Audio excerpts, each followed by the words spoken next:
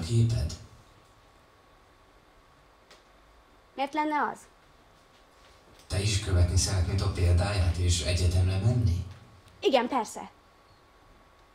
Múltkor például, amikor nála voltam, elvitt színházba. És azt éreztem, hogy minden este színházba akarok menni. Aztán beszélgettünk a városi barátaival, akiknek idéztem a látott darabból, és teljesen oda voltak értem, hogy ez a kislány milyen tehetséges. Ilyen memóriával az egész polgári törvénykönyvet be tudja majd diflázni. Ilyen tehetséggel nagy művész lehet belőle. Aztán, amikor visszajöttem, és másnap este a másik nővéremmel aprítottuk a tűzifát, majd begyújtottuk a gáztűzhelyet, bevillant, hogy azért a városi nővérem sem egy szupermen. Mire gondolsz? Mire?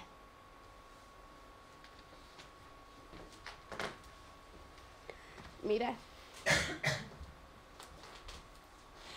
6 éves korom óta más sem hallok. Te jó cigány lehetsz, mint a nővéred. Bizonyítanod kell az iskolában, hogy nem vagy kevesebb a többieknél.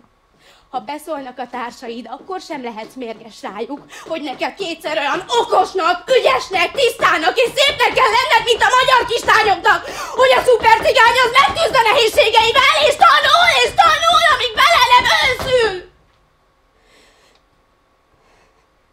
Szerintem a jó cigány az igazából olyan, mintha nem is lenne cigány.